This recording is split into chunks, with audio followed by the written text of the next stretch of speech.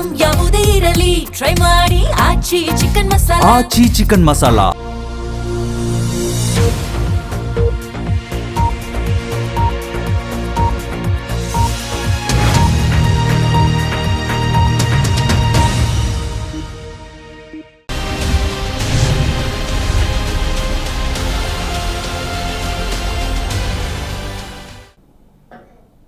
ನಮಸ್ಕಾರ. ಜಿ ಸಂವಾದಕ್ಕೆ ಸ್ವಾಗತ. ಮಧ್ಯಪ್ರಾಚ್ಯದಲ್ಲಿ ಯುದ್ಧ ಆಗ್ತಾ ಇದೆ. ಇರಾನ್, ಇಸ್ರೇಲ್, ಅಮೆರಿಕ ನಡುವಿನ ಯುದ್ಧ ಭಾರತವನ್ನು ಹೈರಾಣಾಗಿಸಿದೆ. ಜನಸಾಮಾನ್ಯರು ತತ್ತರಿಸುವಂಥ ಪರಿಸ್ಥಿತಿ ನಿರ್ಮಾಣವಾಗಿದೆ. ಗ್ರಾಮೀಣ ಭಾಗದ ವಿಚಾರಕ್ಕೆ ಬರಬೇಕು. ನೋಡಿ, ಒಂದು ಗ್ರಾಮೀಣ ಭಾಗದಲ್ಲಿ ಯಾವುದೇ ಒಂದು ಬೆಳೆಯನ್ನು ಬೆಳೆದ್ರೂ ಕೂಡ ದೇಶಕ್ಕೆ ಎಷ್ಟು ಬೇಕು ಅಷ್ಟು ಇಟ್ಕೊಂಡು ಅದು ರಫ್ತಾಗಲೇಬೇಕಾಗತ್ತೆ. ಈಗ ಕಲ್ಲಂಗಡಿ ವಿಚಾರಕ್ಕೆ ಬರೋದಾದರೆ ಅಲ್ಲೇ ಕೊಳೆತು ಹೋಗ್ತಾ ಇದೆ ಕಲ್ಲಂಗಡಿ. ಇನ್ನು ಮೊಟ್ಟೆ ವಿಚಾರಕ್ಕೆ ಬರೋದಾದರೆ ಮೊಟ್ಟೆಗಳು ಕೂಡ ಹೆಚ್ಚು ದಿವಸ ಇಡೋದಕ್ಕಾಗೋದಿಲ್ಲ, ಅದು ಕೂಡ ಕೊಳ್ತು ಹೋಗ್ತಾ ಇದೆ, ಎಕ್ಸ್ಪೋರ್ಟ್ ಆಗ್ತಾ ಇಲ್ಲ. 7ರಿಂದ 8 ರೂಪಾಯಿ ಕೊಡ್ತಾ ಇದ್ದಂತಹ ಮೊಟ್ಟೆ ಈಗ 4ರಿಂದ 5 ರೂಪಾಯಿಗೆ ಲಭ್ಯವಾಗ್ತಾ ಇದೆ. ಗ್ರಾಹಕರು ಖುಷಿಪಟ್ಟರು ಕೂಡ ಆ ಮೊಟ್ಟೆಗಳು ಭಾರತದಲ್ಲೇ ಉಳ್ಕೊಳ್ಳುವಂಥ ಪರಿಸ್ಥಿತಿ ನಿರ್ಮಾಣವಾಗಿದೆ. ಇದೆಲ್ಲದರ ಜೊತೆಗೆ ಗ್ಯಾಸ್ ಏಜೆನ್ಸಿಗಳಲ್ಲಿ ನೋ ಸ್ಟಾಕ್ ಅನ್ನುವಂತಹ ಬೋರ್ಡನ್ನು ಹಾಕಿದ್ದಾರೆ. ನಾನು ಕರೆಕ್ಟ್ ಈ 30 ದಿವಸದ ಬೆಳವಣಿಗೆಗಳನ್ನು ಉಲ್ಲೇಖ ಮಾಡೋದಾದರೆ ಯುದ್ಧ ನಡೀತಾನೆ ಇತ್ತು. ಒಂದು 15-16 ದಿವಸ ಆಗ್ತಾ ಇದ್ದಂತೆ ಭಾರತ ಜನತೆ ಆತಂಕ ಪಡುವಂಥ ಅಗತ್ಯ ಇಲ್ಲ. ಗೃಹ ಬಳಕೆಗೆ ಯಾವುದೇ ರೀತಿಯ ತೊಂದರೆ ಅನ್ನೋದು ಉಂಟಾಗೋದಿಲ್ಲ. ಆದರೆ ಸಹಜವಾಗಿ ವ್ಯಾಪಾರ ವಹಿವಾಟು ಅಂದಾಗ ಕೊಂಚ ವ್ಯತ್ಯಯಗಳು ಉಂಟಾಗಬಹುದು. ಬಟ್ ಜನಸಾಮಾನ್ಯರಿಗೆ ತೊಂದರೆಯಾಗದಂತೆ ಯಾವ ರೀತಿ ನಿಭಾಯಿಸಬೇಕು ಅದಕ್ಕೆ ಕೇಂದ್ರ ಸರ್ಕಾರ ಕಟ್ಟುನಿಟ್ಟಿನ ಕ್ರಮಕ್ಕೆ ಮುಂದಾಗಿದೆ ಅಂತಹ ಸ್ವತಃ ದೇಶದ ಪ್ರಧಾನಿ ನರೇಂದ್ರ ಮೋದಿ ಸೇರಿದ ಹಾಗೆ ಕೆ.ಎಚ್. ಮುನಿಯಪ್ಪನವರು ರಾಜ್ಯ ಸಚಿವರು ಕೂಡ ಉಲ್ಲೇಖ ಮಾಡಿದರು. ಅದನ್ನು ಬಹುತೇಕ ಜನರು ಕೂಡ ಒಪ್ಕೊಂಡಿದ್ರು. ಆದರೆ ಸದ್ಯದ ಪರಿಸ್ಥಿತಿಯನ್ನು ನೋಡಿದ್ರೆ ಉಲ್ಟಾಪಲ್ಟಾ ಆಗೋಗ್ಬಿಟ್ಟಿದೆ. ಈಗ ನೋಡಿ, CNG ಇಲ್ಲ ಅಂತ ಹೇಳಿ ಬಂಕ್ಗಳು ಬಂದಾಗ್ತಿದ್ದಾವೆ. ಮಗದೊಂದು ಕಡೆ ಗ್ಯಾಸ್ ಸಿಲಿಂಡರ್ ಅಂಥೇಳಿ ನೋ ಸ್ಟಾಕ್ ಅನ್ನುವಂತಹ ಬೋರ್ಡ್ಗಳಿರೋದ್ರಿಂದಾಗಿ ಇನ್ನು ದೇಶದಾದ್ಯಂತ 21 ರಾಜ್ಯಗಳಲ್ಲಿ ನೀವು ಗಮನಿಸಬೇಕು, ಸೀಮೆ ಎಣ್ಣೆಯನ್ನು ಸಂಪೂರ್ಣವಾಗಿ ನಿಷೇಧ ಮಾಡಿದರೂ ಕೂಡ ಅಲ್ಲಿ ಸೀಮೆ ಎಣ್ಣೆಯನ್ನು ಮತ್ತೆ ಚಾಲ್ತಿಗೆ ತರಲಾಗ್ತಿದೆ. ಅಂದರೆ ದೇಶದ ಪರಿಸ್ಥಿತಿ ಯಾವ ಮಟ್ಟಕ್ಕಿದೆ ಅನ್ನೋದನ್ನು ನಾವು ಅರ್ಥ ಮಾಡ್ಕೊಳ್ಬೇಕು. ಇದು ದೇಶದ ಪ್ರಧಾನಿ ನರೇಂದ್ರ ಮೋದಿಯೋ ಅಥವಾ NDA ಮೈತ್ರಿಕೂಟ ಮಾಡಿಕೊಂಡಿರುವಂಥ ಸ್ವಯಂಕೃತ ಅಪರಾಧ ಅಲ್ಲದೇ ಇದ್ದರೂ ಕೂಡ ಇಂಥ ಪರಿಸ್ಥಿತಿಯನ್ನು ನಿಭಾಯಿಸುವುದರಲ್ಲಿ ಆಡಳಿತ ಪಕ್ಷ NDA ವಿಫಲವಾಗಿದೆ ಅನ್ನೋದು ಕಾಂಗ್ರೆಸ್ನ ಟೀಕೆ. ಅದರ ಬಗ್ಗೆ ಡೀಟೇಲ್ ಆಗಿ ಇವತ್ತು ಚರ್ಚೆ ಮಾಡ್ತಾ ಹೋಗೋಣ. ನಾನು ದಿವ್ಯಶ್ರೀ.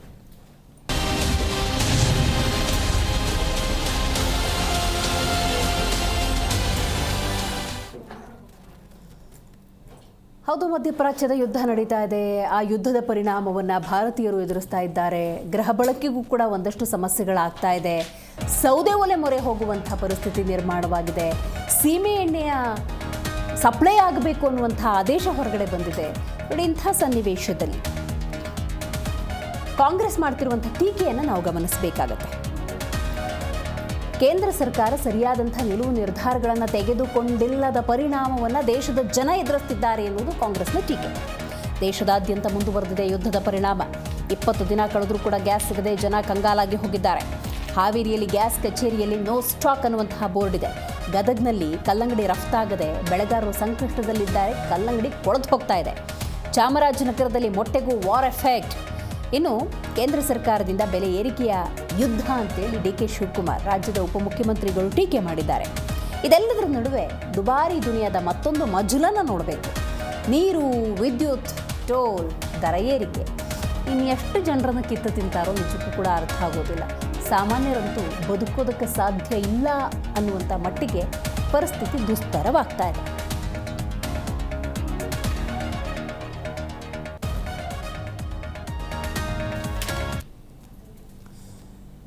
ಕಾಂಗ್ರೆಸ್ ರಾಜ್ಯ ಉಸ್ತುವಾರಿಯಾಗಿರುವಂತಹ ರಣದೀಪ್ ಸಿಂಗ್ ಸುರ್ಜೇವಾಲಾ, ರಾಜ್ಯದ ಉಪಮುಖ್ಯಮಂತ್ರಿ DK ಶಿವಕುಮಾರ್ ಮಾತಾಡಿದ್ದಾರೆ. ಬನ್ನಿ ಕೇಳೋಣ. Fuel, gas and passenger price hike is further burning the pockets of common man. To give you a few examples, March, April 2026, April is coming, March has happened. We've already seen airfare hikes of 10 to 15%. How will students travel? How will common people travel? There are marriages, there are education, there are medical emergencies, there are goods to be carried. Nothing. Everything is being hiked. Price of domestic gas cylinder, as Mr. Shiv Kumar was pointed out to you the other day, it has gone up from rupees 400 during Congress time to rupees 913 per cylinder now. It has seen 2 hikes in 30 days. 2 hikes. And not only that, it is actually available for 2,000 rupees if you go and buy, because there is acute gas shortage. Commercial LPG. Small restaurants are shutting down. Small businesses are shutting down because it has seen 3 hikes now in last 45 days, and the current price is 1,958 for a 19 kg cylinder. I repeat, 1,958 for a 19 kg cylinder, but if you go to buy, you will get it for 3,000 rupees. ಇವತ್ತು ಈ ದೇಶದಲ್ಲಿ ಜನರು ಯಾವ ರೀತಿ ನರಳ್ತಾ ಇದ್ದಾರೆ, ಬೆಲೆ ಏರಿಕೆ ಆಗ್ತಾ ಇರೋಂಥ ಸಂದರ್ಭದಲ್ಲಿ ಪ್ರತಿಯೊಂದರಲ್ಲೂ ಕೂಡ ಸರ್ಕಾರದ ಅನೇಕ ತಪ್ಪುಗಳು, ಬೇರೆ ಯುದ್ಧಗಳ ನೆಪದಲ್ಲಿ ನಾವೇನು ಅನುಭವಿಸ್ತಾ ಇದ್ದೀವಿ, ನಮ್ಮ ರಾಷ್ಟ್ರೀಯ ಅನೇಕ ಹೊರದೇಶಗಳ ಪಾಲಿಸಿಗಳ ಮಧ್ಯದಲ್ಲಿ ಯಾವ ರೀತಿ ನರಳ್ತಾ ಇದ್ದೀವಿ. ಈಗ ಉಜ್ವಲ ಹೋಯಿತು, ಸೌದೆ ಯೋಜನೆ ಬಂದಿದೆ. ಮುಂದಕ್ಕೆ ನಮ್ಮ ಜನ ಯಾವ ರೀತಿ ಪರದಾಡ್ತಾ ಇದ್ದಾರೆ, ಹೋಟ್ಲ್ಗಳು ಯಾವ ರೀತಿ ಬಂದಾಗ್ತಾ ಇದೆ, ಹೆಂಗೆ ವಾಪಸ್ಸು ವಿದ್ಯುತ್ ಶಕ್ತಿ ಏರಿಕೆ, ಮಾಮೂಲಿ ವಾಪಸ್ಸು ಕರೆಂಟ್ ಸ್ಟವನ್ನು ಕೂಡ ಉಪಯೋಗಿಸಬೇಕಾದಂಥ ಒಂದು ಪರಿಸ್ಥಿತಿ ಬಂದಿದೆ. ಇದೆಲ್ಲ ಕೂಡ ಈಗಾಗಲೇ ಒಂದು 15 ದಿನದಿಂದಲೇ ರಾಜ್ಯದಲ್ಲಿ ವಿದ್ಯುತ್ ಶಕ್ತಿ ಕೂಡ 10% ಜಾಸ್ತಿ ಆಗ್ತಾ ಇದೆ, ಬೇರೆ ಇಷ್ಟು ದಿನ ಆಗ್ತಿರೋಂಥ ಪೈಕಿ. ಸೊ ಸೌದೆ ಭಾಗ್ಯ ಕೂಡ ಈಗ ಕೊಟ್ಟಿದ್ದಾರೆ, ಬಟ್ ಸೌದೆ ಎಲ್ಲಿಂದ ತರೋದು ವಿಧಿನೇ ಇಲ್ಲ. ಆ ಪರಿಸ್ಥಿತಿಯಲ್ಲಿ ಇವತ್ತು ಬಂದಿದೆ. 60 ರೂಪಾಯಿ ಇದ್ದ ಗ್ಯಾಸ್ ಸಿಲಿಂಡ್ರು ಇವತ್ತು 115 ರೂಪಾಯಿ ಆಗಿದೆ. ಇನ್ನು ಟೋಲ್ ಬೆಲೆ ಕೂಡ ಈಗ ಜಾಸ್ತಿ ಆಗಿದೆ, ರೈಲ್ವೆ ಟಿಕೆಟ್ ಕೂಡ ಜಾಸ್ತಿ ಆಗಿದೆ. ನಾವೇನಾದ್ರು ಕೆಲವು ಅನಿವಾರ್ಯತೆಯಿಂದ ನಾವುಗಳು ತೀರ್ಮಾನ ಮಾಡಿದಾಗ ಟಿಕೆಟ್ ಟಿಪ್ಪಣಿಗಳು ಯಾವ ರೀತಿ ಆಗ್ತಿತ್ತು ಅಂತ ಕೂಡ ತಮಗೆ ಗೊತ್ತಿದೆ. ಸೊ ಈಗ ಸಾಮಾನ್ಯ ಜನರ ಮೇಲೆ ಇವತ್ತು ಬೆಲೆ ಏರಿಕೆಯ ಯುದ್ಧವನ್ನು ಕೇಂದ್ರ ಸರ್ಕಾರ ಇವತ್ತು ಮಾಡ್ತಾ ಇದೆ. ಈ ಬಗ್ಗೆ ಮಾತಾಡಲಿಕ್ಕೆ ಮೊದಲನೇದಾಗಿ ನಮ್ಮ ಕಾರ್ಯಕ್ರಮದಲ್ಲಿ ಬಿಜೆಪಿ ವಕ್ತಾರರಾಗಿರುವಂತಹ ದಿಲೀಪ್ ಅವರಿದ್ದಾರೆ, ನಮಸ್ಕಾರ. ಜೆಡಿಎಸ್ ವಕ್ತಾರರಾಗಿರುವಂತಹ ರಿಷಿಕ್ ವಿವಾನ್ಗೌಡ ಅವರಿದ್ದಾರೆ, ನಮಸ್ಕಾರ. ಇನ್ನು ಎಪಿ ವಕ್ತಾರರಾಗಿರುವಂತಹ ರವೀಶ್ ದಾಸಪ್ಪ ಅವರಿದ್ದಾರೆ, ನಮಸ್ಕಾರ. ಕಾಂಗ್ರೆಸ್ ವಕ್ತಾರರು ನಂದನ್ ಕಶ್ಯಪ್ ಅವರು ಝೂಮ್ನಿಂದ ಕನೆಕ್ಟ್ ಆಗಿದ್ದಾರೆ, ನಮಸ್ಕಾರ ನಂದನ್ ಅವರೇ. ನಮಸ್ಕಾರ. ಓಕೆ, ಹಾಗೆ ಸಂಪರ್ಕದಲ್ಲಿರಿ, ಮಾತಾಡ್ತೀನಿ ನಿಮ್ಮ ಜೊತೆ. ದಿಲೀಪ್ ಅವರೇ, ಕೇಂದ್ರ ಸರ್ಕಾರ ಮಾಡಿಕೊಂಡಿರುವಂಥ ಸ್ವಯಂಕೃತ ಅಪರಾಧ ಏನಲ್ಲ ಇದು, ಯುದ್ಧ ಅನ್ನುವಂಥದ್ದು. ಆದರೆ ಇಂಥ ಸಂದರ್ಭದಲ್ಲಿ ಸರಿಯಾದ ವಿದೇಶಾಂಗ ನೀತಿ ಇತ್ತಿತ್ತು ಅಂದಿದ್ರೆ ಈ ರೀತಿಯ ಪರಿಸ್ಥಿತಿ ನಿರ್ಮಾಣ ಆಗ್ತಾ ಇರಲ್ಲ. ಹಾಗಾಗಿ ಎಲ್ಲ ಅನಾಹುತಗಳಿಗೆ ಕೇಂದ್ರ ಸರ್ಕಾರವೇ ಹೊಣೆ ಅನ್ನೋದು ಕಾಂಗ್ರೆಸ್ನ ಟೀಕೆ. ಅಕಸ್ಮಾತ್ ಕಾಂಗ್ರೆಸ್ ಅಧಿಕಾರದಲ್ಲಿ ಇದ್ದಿದ್ರೆ ಇವತ್ತಿನ ದಿವಸದಲ್ಲಿ ಭಾರತದ ಪರಿಸ್ಥಿತಿ ಯಾವ ಮಟ್ಟಕ್ಕಾಗಿರ್ತಿತ್ತು ಅಂತಕ್ಕಂಥದ್ದು ನಾವು ಊಹೆ ಮಾಡ್ಕೊಳ್ಳಿಕ್ಕೂ ಸಾಧ್ಯ ಇಲ್ಲ. 1991ರಲ್ಲಿ 1973ರಲ್ಲಿ ಎರಡೂ ಸಮಯದಲ್ಲೂ ಸಹ ಇದೇ ಒಂದು ಪರಿಸ್ಥಿತಿ ಬರುತ್ತೆ ಭಾರತಕ್ಕೆ. 1991ರಲ್ಲಿ 3 ವಾರಕ್ಕೆ ಕಂಪ್ಲೀಟ್ ನಮ್ಮ ಸ್ಟಾಕ್ ಕ್ಲಿಯರ್ ಆಗೋಗಿರ್ತದೆ ಭಾರತ ದೇಶದ್ದು, ಬರೀ 21 ದಿವಸಕ್ಕೆ. 1973ರಲ್ಲಿ ಅವತ್ತು ಬರೀ 4 ದಿವಸಕ್ಕೆ ಕಂಪ್ಲೀಟ್ ಆಯಿಲ್ ಸ್ಟಾಕ್ ಖಾಲಿ ಆಗಿರುತ್ತೆ. ಅವತ್ತು ಇಂದಿರಾ ಗಾಂಧಿ ಈ ದೇಶದ ಪ್ರಧಾನಮಂತ್ರಿ ಆಗಿರ್ತಾರೆ. ಬೆಲೆ 4 ಪಟ್ಟು ಜಾಸ್ತಿ ಆಗಿರುತ್ತೆ. ಇವತ್ತಿನ ಪೆಟ್ರೋಲ್ ಬೆಲೆ ಜಾಸ್ತಿ ಆಗಿದೆಯಾ ಇಲ್ವಾ ಅನ್ನೋದು ಇಡೀ ದೇಶದ ರಾಜ್ಯದ ಜನರಿಗೆ ಗೊತ್ತಿದೆ, ಅದು ನಾವು ಹೇಳೋಂಗಿಲ್ಲ. ನೋಡಿ, ಬೆಲೆ ಏರಿಕೆ ಹೇಳ್ಬಿಡ್ತೀನಿ ಮೇಡಮ್. ಬೆಲೆ ಏರಿಕೆ ಅಂತಕ್ಕಂಥದ್ದು ಪೆಟ್ರೋಲ್ ಮೇಲಿನ ಬೆಲೆ ಆಗ್ತಕ್ಕಂಥದ್ದು ಇಂಟರ್ನ್ಯಾಷನಲ್ ಇಶ್ಯೂ ನಡೀತಾ ಇದೆ, ಇವತ್ತು ಅಂತಾರಾಷ್ಟ್ರೀಯ ಸಮಸ್ಯೆ ಆಗಿದೆ. ಸೊ ಆ ಕಾರಣಕ್ಕೋಸ್ಕರ ನಮಗೆ ತೈಲ ಕರೆಕ್ಟಾಗಿ ಬರ್ತಾ ಇಲ್ಲ. ಆದ್ರೂ ಸಹ ನಾವು 75 ದಿವಸದ ರಿಸರ್ವನ್ನು ಇಟ್ಟಿದ್ದೀವಿ ಅಂತೇಳಿ ಈ ದೇಶದ ಪ್ರಧಾನಮಂತ್ರಿಗಳೇ ಸ್ಪಷ್ಟಪಡಿಸಿದ್ದಾರೆ. ಜನರು ಯಾರೂ ಸಹ ಆತಂಕಕ್ಕೊಳಗಾಗಬೇಡಿ, ನಾವು ಆಯಿಲ್ ರಿಸರ್ವನ್ನು ಕಾಪಾಡ್ಕೊಳ್ತೀವಿ, ಯಾವುದೇ ಸಮಸ್ಯೆ ಇಲ್ಲ ಅಂತ ಹೇಳಿದ್ದಾರೆ. ಈ ಬೆಲೆ ಏರಿಕೆ ಅಂತಕ್ಕಂಥದ್ದು ನೋಡಿ, ಪೆಟ್ರೋಲ್ ಬೆಲೆ ಇದುವರೆಗೂ ಸಹ ಭಾರತದಲ್ಲಿ ಯಾರೋ ಪ್ರೈವೇಟ್ ಕಂಪನಿಗಳು ಬಿಟ್ಟರೆ ಗವರ್ನಮೆಂಟ್ ಭಾರತ್ ಪೆಟ್ರೋಲಿಯಂ ಆಗಿರ್ಬೋದು ಅಥವಾ ಇಂಡಿಯನ್ ಆಯಿಲ್ ಆಗಿರ್ಬೋದು, ಹಿಂದೂಸ್ತಾನ್ ಪೆಟ್ರೋಲಿಯಂ ಆಗಿರ್ಬೋದು, ಒಂದೇ ಒಂದು ರೂಪಾಯಿಯನ್ನು ಜಾಸ್ತಿ ಮಾಡಿಲ್ಲ ಮೇಡಮ್. ನಾರ್ಮಲ್ ಪೆಟ್ರೋಲ್ ಹಾಕ್ಸ್ತಕ್ಕಂಥದ್ದು, ಡೀಸೆಲ್ ಹಾಕ್ಸ್ತಕ್ಕಂಥದ್ದು. ಅದೇ ನಾವು ಬೇರೆ ಬೇರೆ ದೇಶಗಳದ್ದು ನೋಡೋಣ ಮೇಡಮ್. ಈಗ ಬೇರೆ ಬೇರೆ ದೇಶದ್ದು ಅಂತಂದ್ರೆ ಯು ಎಸ್ ಎನಲ್ಲಿ ಏನಾಗಿದೆ, ಯು ಎಸ್ ಎನಲ್ಲಿ 36% ಬೆಲೆ ಜಾಸ್ತಿ ಆಗಿದೆ ಪೆಟ್ರೋಲ್ದು. UK ಯುನೈಟೆಡ್ ಕಿಂಗ್ಡಮ್ 30% ಜಾಸ್ತಿ ಆಗಿದೆ. ಚೀನಾನೂ ಸಹ 5% ಜಾಸ್ತಿ ಆಗಿದೆ. ಅದು ಯಾವುದು ಬೇಡ ಮೇಡಮ್, ಸ್ವತಃ ಪೆಟ್ರೋಲಿಯಂ ಉತ್ಪಾದನೆ ಮಾಡ್ತಕ್ಕಂಥ UAE 7% ಬೆಲೆ ಜಾಸ್ತಿ ಆಗಿದೆ. ಸೌದಿ ಅರೇಬಿಯಾ 8% ಜಾಸ್ತಿ ಆಗಿದೆ. ಜಪಾನ್ 30% ಜಾಸ್ತಿ ಆಗಿದೆ. ಜರ್ಮನಿ 30%, 25% ಜಾಸ್ತಿ ಆಗಿದೆ. ಫ್ರಾನ್ಸ್ 20% ಜಾಸ್ತಿ ಆಗಿದೆ. ಇವತ್ತು ಭಾರತ ಸದೃಢವಾದ ಕೈಗಳಲ್ಲಿ ಇರೋದಕ್ಕೇನೆ ಭಾರತ ಇವತ್ತು ಪೆಟ್ರೋಲಿಯಂ ಬೆಲೆನಲ್ಲಿ ಏನು ಬದಲಾವಣೆ ಆಗ್ತಾ ಇಲ್ಲ. ಕಮರ್ಷಿಯಲ್ ಸಿಲಿಂಡರ್ ಅಫ್ಕೋರ್ಸ್ ಜಾಸ್ತಿ ಆಗಿದೆ ಮೇಡಮ್. ಕಮರ್ಷಿಯಲ್ ಸಿಲಿಂಡರ್ ಯಾಕೆ ಜಾಸ್ತಿ ಆಯಿತು ಅಂತಂದ್ರೆ, ಕತಾರಿಂದ ನಮಗೆ ಆಲ್ಮೋಸ್ಟ್ LNG ಸಪ್ಲೈ ಆಗ್ತಾ ಇದೆ. ನಮಗೆ LNG ಒಂದು ಘಟಕವನ್ನ ಇದೇ ಇರಾನ್ ಹೊಡೆದಾಕಿದೆ.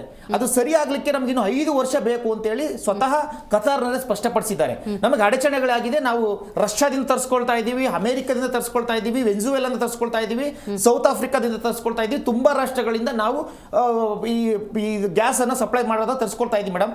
ಇವತ್ತಿಂದ, ಯಾಕೆಂದ್ರೆ ನಾನು ಸ್ವತಃ ಹೋಟೆಲ್ ಉದ್ಯಮ ಇರೋದು ನನಗೆ ಸರಿ ಚೆನ್ನಾಗಿ ಗೊತ್ತಿದೆ. ಇವತ್ತಿಂದ 70% ಕಮರ್ಷಿಯಲ್ ಸಿಲಿಂಡರ್ನ ಸ್ಟಾಕ್ ಮೇಂಟೈನ್ ಮಾಡ್ತೀವಿ ಅಂತೇಳಿ ಪೆಟ್ರೋಲಿಯಂ ಕಂಪನಿಗಳು ಇವತ್ತಿಂದ ಪರಮಾನಂದ ಓಡಿಸಿದಾವೆ. ಇನ್ನೊಂದು ಹೇಳ್ತಾ ಇದ್ರು DK ಶಿವಕುಮಾರ್ ಅವರು, ಮತ್ತೊಬ್ರು ಹೇಳ್ತಾ ಆಸ್ಪತ್ರೆಗೆ ಸಮಸ್ಯೆ ಆಗ್ತಾ ಇದೆ, ಹಾಸ್ಟೆಲ್ಸ್ಗಳಿಗೆ ಸಮಸ್ಯೆ ಆಗ್ತಾ ಇದೆ. ಇದು ದೊಡ್ಡ ಸುಳ್ಳು ಮೇಡಮ್. ಎಸೆನ್ಷಿಯಲ್ಸ್ ಏನು ಎಸ್ಮಾ ಜಾರಿ ಮಾಡಿದ್ಮೇಲೆ ಎಸೆನ್ಷಿಯಲ್ಸ್ಗೆ ಫಸ್ಟ್ ಸರ್ವಿಸ್ ಕೊಡಬೇಕು ಅಂತೇಳಿ 40% ಕಮರ್ಷಿಯಲ್ ಸಿಲಿಂಡರ್ ರಿಸರ್ವ್ ಮಾಡಿ, ಮೊದಲು ನೀವು ಹಾಸ್ಪಿಟಲ್ ಹಾಸ್ಟೆಲ್ಗಳಿಗೆ ಸಪ್ಲೈ ಮಾಡಿ, ತದನಂತರ ನೀವು ಬೇರೆಯವರಿಗೆ ಸಪ್ಲೈ ಮಾಡಿ ಅಂತೇಳಿ ಸ್ವತಃ ಸರ್ಕಾರ ಸ್ಪಷ್ಟಪಡಿಸಿದೆ. ಯಾವುದೇ ಆಸ್ಪತ್ರೆಗಳಿಗಾಗಿರ್ಲಿ, ಹಾಸ್ಟೆಲ್ಸ್ಗಳಿಗಾಗಿರ್ಲಿ, ಎಸೆನ್ಷಿಯಲ್ ಸರ್ವಿಸ್ಗಳಿಗೆ ಎಲ್ಲೂ ಸಮಸ್ಯೆ ಆಗಿಲ್ಲ. ಹೋಟೆಲ್ ಉದ್ಯಮಕ್ಕೆ ಸಮಸ್ಯೆ ಆಗಿದೆ, ಅದನ್ನು ಸರಿಪಡಿಸ್ತಕ್ಕಂಥ ಕೆಲಸ ಆಗಿದೆ. ಇವತ್ತಿಂದಲೇ 70% ರಿಸರ್ವ್ ಅನ್ನ ಮಾಡಿ ಸಪ್ಲೈ ಅನ್ನ ಮಾಡ್ತಾ ಇದ್ದೀವಿ ಮೇಡಮ್. ಇನ್ನೊಂದು ಹೇಳಲೇಬೇಕು. ಇವತ್ತು ಮಧ್ಯಪ್ರಾಚ್ಯ ಯುದ್ಧ ಯಾವುದು ಸಹ ನಡೆದಿದ್ರು ಸಹ ಕರ್ನಾಟಕದಲ್ಲಿ ಏನೂ ಸಮಸ್ಯೆ ಆಗ್ತಾ ಇಲ್ಲ. ಆದ್ರೂ ಸಹ DK ಸುರೇಶ್ ಅವರು ಇವತ್ತು ಹೇಳಿದ್ದಾರೆ, ಮಧ್ಯಪ್ರಾಚ್ಯ ಯುದ್ಧದಿಂದ ನಮಗೆ ಸಮಸ್ಯೆ ಆಗಿದೆ, ಅದಕ್ಕೆ ಹಾಲಿನ ದರವನ್ನು ಜಾಸ್ತಿ ಮಾಡ್ತಾ ಇದೀವಿ ಅಂತ ಹೇಳಿ DK ಸುರೇಶ್ ಅವರು ಹೇಳಿದ್ದಾರೆ. ಮಧ್ಯಪ್ರಾಚ್ಯ ಯುದ್ಧಕ್ಕೂ ಹಾಲಿಗೂ ಏನ್ ಸಂಬಂಧ ನಮಗಂತೂ ಗೊತ್ತಿಲ್ಲ. ಹಾಲು ಕರಿತಕ್ಕಂಥ ರೈತ, ಹಾಲು ಕೊಡ್ತಕ್ಕಂಥ ಹಳ್ಳಿ ರೈತನ ಒಂದು ಹಸು ಕೊಡುತ್ತೆ, ಅಲ್ಲಿ ಎಲ್ಲ ಕೆಲಸ ಆಗ್ತಕ್ಕಂಥದ್ದು ಹಳ್ಳಿನಲ್ಲಿ. ಮಧ್ಯಪ್ರಾಚ್ಯ ಯುದ್ಧ ಯಾವ ರೀತಿ ಸಮಸ್ಯೆ ಆಯಿತು ಅಂತ ಒಂದು ಗೊತ್ತಿಲ್ಲ ಮೇಡಮ್.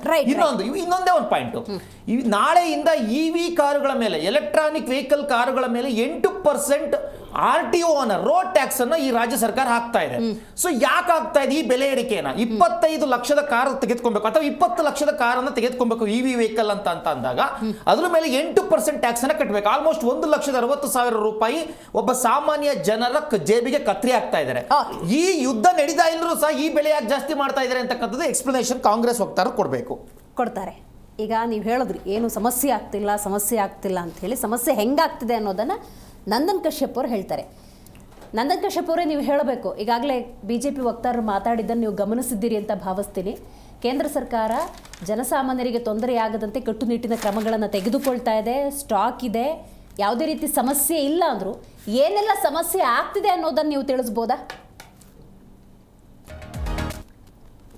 ಒಂದು ಬಿಜೆಪಿ ನಾಯಕರು, ಅವ್ರ ಪ್ರಧಾನಮಂತ್ರಿಗಳವರು ಇಲ್ಯೂಷನ್ ವರ್ಲ್ಡ್ ಅಲ್ಲಿ ಇದ್ದಾರೆ. ಅವರು ಗ್ರೌಂಡ್ ರಿಯಾಲಿಟಿ ಅವ್ರಿಗೆ ಗೊತ್ತಾಗ್ತಿಲ್ಲ ಅನ್ಸುತ್ತೆ. ಬೆಳಗಾವಿನಲ್ಲಿ ಒಬ್ಬ ಹೋಟೆಲ್ ನಡೆಸುವ ಒಬ್ಬ ಮಾಲೀಕ ಆತ್ಮಹತ್ಯೆ ಮಾಡ್ಕೊಂಡಿದ್ದಾನೆ. ಈ ಸುದ್ದಿ ಬಿಜೆಪಿ ವಕ್ತಾರರಿಗೂ ಇಲ್ಲ ಅವರ ಪ್ರಧಾನ ಮಂತ್ರಿಗಳಿಗೂ ಗೊತ್ತಿಲ್ಲ ಅನ್ಸುತ್ತೆ. ದಯವಿಟ್ಟು ಗೊತ್ತಿಲ್ಲ ಅಂದ್ರೆ ಸ್ವಲ್ಪ ಗೂಗಲ್ ಮಾಡಿದ್ರೆ ನ್ಯೂಸ್ ಅವ್ರಿಗೆ ಸಿಗತ್ತೆ. ಸೆಕೆಂಡು, ರೈತರಿಗೆ ಇವಾಗ ಇನ್ನೊಂದು ತಿಂಗಳಲ್ಲಿ ಮಳೆ ಸ್ಟಾರ್ಟ್ ಆಗತ್ತೆ. ಮಳೆ ಮುಗಿದ ಮೇಲೆ ಬಿತ್ತನೆಗೆ ಗೊಬ್ಬರ ಉಪಯೋಗಿಸ್ತಾರೆ. ಆ ಗೊಬ್ಬರದ ಹೊಡೆತ, ಗೊಬ್ಬರಕ್ಕೆ ಏನೇನ್ ಆಗ್ತಿದೆ ಅನ್ನೋದು ದೊಡ್ಡ ಸಮಸ್ಯೆ ರೈತರಿಗೆ ಆಗ್ತಾ ಇದೆ. 3, ಇದು ನಮ್ಮ ದೇಶದ ಸಮಸ್ಯೆ ಅಲ್ಲ ಅಂತಾರಲ್ಲ ಇವರು. ಇದೇ ಬಿಜೆಪಿ ಭಕ್ತರು, ನರೇಂದ್ರ ಮೋದಿ ಬಿಜೆಪಿ ಅವರು, ನಾವು ಯುಕ್ರೇನ್ ಮತ್ತೆ ರಷ್ಯಾ ಯುದ್ಧ ನಿಲ್ಲಿಸ್ಬಿಟ್ವಿ, ಎದೆ ತಟ್ಟಿ ನಮ್ಮ 56 ಇಂಚಿನ ಎದೆ ಉಳ್ಳ ಮೇರಾ ಮೋದಿ ಪಾಪ ವಾರ್ ರುಕ್ವಾದಿಯ ಪಾಪ ಅಂತ ಹೇಳ್ಕೊಂಡು ತಿರುಗ್ತಾರಲ್ಲ, ಹೇಳ್ಬೋದಲ್ಲ ಅವರ ಡಿಯರ್ ಫ್ರೆಂಡ್ ಡೊನಾಲ್ಡ್ ಟ್ರಂಪ್ಗೆ ಹಾಗೂ ಅವರ ಎಫ್ಟೀನ್ ಮಿತ್ರ ಇವರು ಟ್ರಂಪ್ ಮತ್ತೆ ಇವರು ನೇತನ್ಯ ಅವ್ರಿಗೆ, ಇಸ್ರೇಲ್ ಪ್ರಧಾನ ಮಂತ್ರಿಗಳಿಗೆ ಡಿಯರ್ ಫ್ರೆಂಡ್ಸ್ ಅಲ್ವಾ? ನೀವು ಮಾಡುತ್ತಿರುವ ಒಂದು ಕೃತ್ಯದಿಂದ ಇಡೀ ಜಗತ್ತೇ ತಲ್ಲಣ ಆಗ್ತಿದೆ, ನಿಲ್ಲಿಸಿ ಅಂತ ಹೇಳ್ಬೋದಲ್ವಾ? ನಿಲ್ಸಕ್ ತಾಕತ್ತಿಲ್ವಾ ಅವ್ರಿಗೆ? ಹೇಳಕ್ ತಾಕತ್ತಿಲ್ವಾ? ಮಂಡಿ ಊರಿದಾರ? ಸೆಕೆಂಡು, ಇದೇ ಅಮೇರಿಕ ದೇಶ ಇಂದಿರಾ ಗಾಂಧಿ ಅವ್ರ ಪ್ರಧಾನ ಮಂತ್ರಿ ಆದಾಗ ಡಿಕ್ಟೇಟ್ ಮಾಡಕ್ ಬರ್ತಾ ಇದ್ರು. ಇಂದಿರಾ ಗಾಂಧಿ ಅವರು ಒಂದ್ ಪದ ಹೇಳಿದ್ರು, ನಿಮ್ ಕೆಲ್ಸ ನೀವು ಮಾಡಿ, ನಮ್ ಕೆಲ್ಸ ನಾವು ಮಾಡ್ತೀವಿ, ನಮ್ಗೆ ಡಿಕ್ಟೇಷನ್ ಅವಶ್ಯಕತೆ ಇಲ್ಲ ಅಂತ ಒಂದು ಕಟು ಪದದಿಂದ ಅಮೇರಿಕಾಗೆ ನಮ್ಮ ಇಂದಿರಾ ಗಾಂಧಿ ಅವರು ವಾರ್ನಿಂಗ್ ಮಾಡಿದ್ರು. ಇದೇ ವಾರ್ನಿಂಗು ಮೋದಿ ಅವರು ಮಾಡಕ್ಕೆ ತಾಕತ್ತಿಲ್ವಾ? ಏನಕ್ಕೆ ಅಂದ್ರೆ, ಒಂದು ಎಪ್ಸ್ಟೀನ್ ಫೈಲು, ಎರಡನೇದು ಇದು ಅಂಬಾನಿ ಅವರು ಟೆಕ್ಸಸ್ ಅಲ್ಲಿ ಒಂದು ದೊಡ್ಡ oil well reserve project start ಮಾಡ್ತಿದ್ದಾರೆ. ರಾಹುಲ್ ಗಾಂಧಿ ನೀವು ಏನೇನೋ ಸುಳ್ಳು ಹೇಳೋದನ್ನ ನಾನ್ ಕೇಳಕ್ ರೆಡಿ ಇಲ್ಲ. Epstein file, I give record, I give documents, Epstein file ನಲ್ಲಿ ರಾಹುಲ್ ಗಾಂಧಿ ಅವರ ಹೆಸರಿದೆ. ಯಾಕಿದೆ ಅಂತಲೂ ದಯಮಾಡಿ ಕಾಂಗ್ರೆಸ್ ವಕ್ತಾರರು ಹೇಳ್ಬೇಕು. ಆಯ್ತಾಯ್ತು, ಅವ್ರು ಉತ್ತರ ಕೊಡ್ತಾರೆ, ಮತ್ತೆ ಇಂಟರಪ್ಟ್ ಮಾಡಬೇಡಿ. ನಂತನವರೇ ಕಂಟಿನ್ಯೂ. ಉತ್ತರ ಕೊಡಿ ಸರ್, ನಾನು ಪ್ರಶ್ನೆ ಕೇಳಿದ್ದೀನಿ, ಉತ್ತರ ಕೊಡಿ ಸರ್. ನಾನು ಟೈಮ್ ಕೊಡ್ತೀನಿ, ಉತ್ತರ ಕೊಡಿ ಸರ್. ನಿಮ್ಗೆ ಅವರು ದಿವ್ಯ ಅವರೇ ಅವ್ರು ಮಾತಾಡ್ಬೇಕಾದ್ರೆ ನಾನು ಸುಮ್ಮನೆ ಕೇಳಿಸ್ಕೊಂಡಿದ್ದೀನಿ. ನಾವು ಸರ್, ನಾನು ನಿಮ್ಮನ್ನು ಡಿಸ್ಟರ್ಬ್ ಮಾಡ್ತಾ ಇಲ್ಲ, ಪ್ರಶ್ನೆ ಕೇಳಿದ್ದೀನಿ, ಉತ್ತರ ಕೊಡಿ. ಒಂದು ನಿಮಿಷ ಇರಿ. ಓಕೆ, ನಂತನವರೇ ಕಂಟಿನ್ಯೂ ಮಾಡಿ. Okay okay. ಅದಾನಿಯೊಂದಿಗೆ ಸಂಪರ್ಕ, ಇದು ಅದಾನಿ ಇದು ಅದಾನಿ ಕಟ್ಕಟೆಯಲ್ಲಿ ನಿಲ್ಲಿಸ್ತಿದಾರಲ್ಲ ಅಮೆರಿಕಾದಲ್ಲಿ. ಇದಕ್ಕೆಲ್ಲ ಹೆದರಿ ಬೆದರಿ ಇವತ್ತು ನರೇಂದ್ರ ಮೋದಿ ಅವರು ಡೊನಾಲ್ಡ್ ಟ್ರಂಪ್ ಮುಂದೆ ಮಂಡಿ ಊರ್ ಕೂತಿದ್ದಾರೆ. ಡೊನಾಲ್ಡ್ ಟ್ರಂಪ್ ಮುಂದೆ ಮಂಡಿ ಊರ್ ಕೂತಿದ್ದಾರೆ. ಇವ್ರಿಗೆ ಅವರ ಬಗ್ಗೆ ಮಾತಾಡಕ್ಕೆ ತುಟಿಪಿಟಿಕೆ ಹೆದರಿಕೆ. ಎಲ್ಲಪ್ಪ ಏನಪ್ಪ ಮಾಡ್ಬಿಡ್ತಾರೆ ನಮ್ಮ ಮಿತ್ರನಿಗೆ, ನನಗೆ ಅಂತ ಒಂದು ಮೋದಿ ಅವ್ರಿಗೆ ಹೆದರಿಕೆ.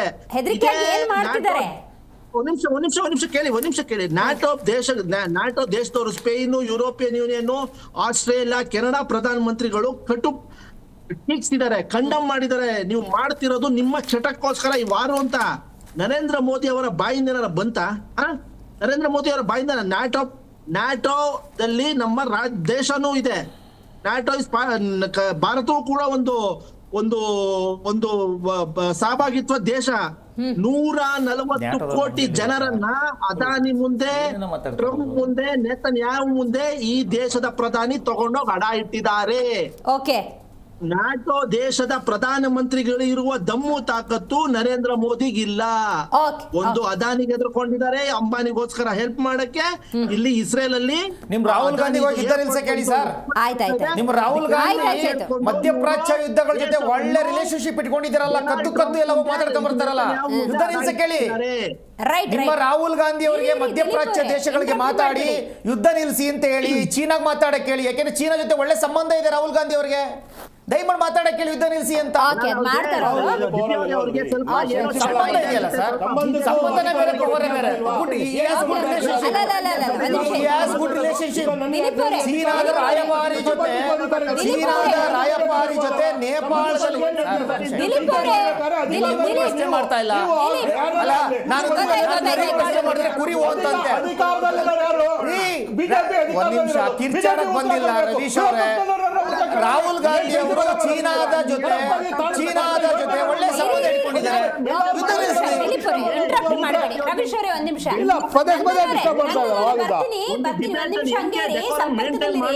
ಒಂದು ನಯಾ ಪೈಸದ ತಲೆ ಇಲ್ಲ ಅವ್ರಿಗೆ. ಗೊತ್ತಾಯ್ತು, ಹಂಗೇರಿ ಸಂಪರ್ಕದಲ್ಲಿ ಇನ್ನೊಬ್ರು ರಿಯಾಕ್ಷನ್ ತಗೊಂಡ್ ಬರ್ತೀನಿ ನಾನು. ನಾವು ವಿಷಯ ಮಾತಾಡೋಣ ರಿಷಿಕ್ ಅವರೇ. 21 ರಾಜ್ಯಗಳಿಗೆ ಸೀಮೆ ಎಣ್ಣೆ ಪೂರೈಕೆ ಆಗಬೇಕು ಅಂತ ನೈಸರ್ಗಿಕ ಅನಿಲ ಸಚಿವಾಲಯ ಅನುಮತಿಯನ್ನು ಕೊಟ್ಟಿದೆ. ಅಂದರೆ ಗ್ರೌಂಡ್ ಲೆವೆಲ್ನ ಸಮಸ್ಯೆ ಎಷ್ಟಿದೆ ಅನ್ನೋದು ಸೆಂಟ್ರಲ್ ಗೌರ್ಮೆಂಟಿಗೆ ಅರ್ಥ ಆಗಿದೆ. ಇದ್ರ ಸಮಸ್ಯೆ ಇಲ್ಲ ಅಂತ ಹೇಳ್ಬೋದು, ಪ್ರಾಕ್ಟಿಕಲಿ ನಾವು ಮಾತಾಡೋಣ, ಸಮಸ್ಯೆ ಇದೆ. ಬಟ್ ಅದನ್ನು ಸರಿಯಾಗಿ ನಿಭಾಯಿಸ್ತಿದ್ದಾರಾ ಅನ್ನೋದು ನನ್ನ ಪ್ರಶ್ನೆ. ಮೇಡಮ್ ನೋಡಿ, ಕ್ರೈಸಿಸ್ ಅಂತೂ ಇದೆ. ನಾವು we have to accept the fact. ನಾವು ಎಷ್ಟು ದಿನ ಅಂತ ಅಂದ್ಬಿಟ್ಟು ಮುಚ್ಚಿಟ್ಕೊಂಡು ಓಡಾಡೋಕ್ಕಾಗುತ್ತೆ. ಸೊ ಕ್ರೈಸಿಸ್ ಅಂತೂ ಇದೆ. ಆದರೆ ಆ ಕ್ರೈಸಿಸ್ ಮ್ಯಾನೇಜ್ಮೆಂಟ್ನ ಯಾವ್ಯಾವ ರಾಜ್ಯ ಸರ್ಕಾರದವರು ಅವರವರ ಇತಿಮಿತಿಯಲ್ಲಿ ಯಾವ ರೀತಿ ಕ್ರೈಸಿಸ್ ಮ್ಯಾನೇಜ್ಮೆಂಟ್ನ ಹ್ಯಾಂಡಲ್ ಮಾಡ್ತಾರೆ ಅನ್ನೋದೇ ಬಿಗ್ಗೆಸ್ಟ್ ಚಾಲೆಂಜ್ ಇಲ್ಲಿ ನೀವು ಬರೀ ಕೇಂದ್ರ ಸರ್ಕಾರಕ್ಕೆ ಅಥವಾ ಮತ್ತೊಬ್ಬರಿಗೆ ಗೂಬೆ ಕುಂಡ್ರಿಸೋದು, ಹೇಳೋದು, ತೋರಿಸೋದು ಮಾಡೋದನ್ನ ಬಿಟ್ಟು ತಮ್ಮ ಕೈಯಲ್ಲಿ ಇರುವಂಥ ಒಂದು ಸ್ಟೇಟ್ ಆಡಳಿತ, ಅಂದರೆ ರಾಜ್ಯದ ಆಡಳಿತದಲ್ಲಿ ತಮಗೆ ಎಷ್ಟು ಲಿಮಿಟೇಷನ್ಸ್ ಇರುತ್ತೋ ಅದರಲ್ಲಿ ಎಷ್ಟು ಚೆನ್ನಾಗಿ ಮಾಡಿ ತೋರಿಸ್ತೀರಾ, ಇನ್ನೊಂದು ಮಾದರಿ ಆಗ್ತೀರಾ ನೀವು ಅನ್ನೋವಂಥದ್ದು ಇಲ್ಲಿ ಕ್ವಶನ್ ಇರುವಂಥದ್ದು.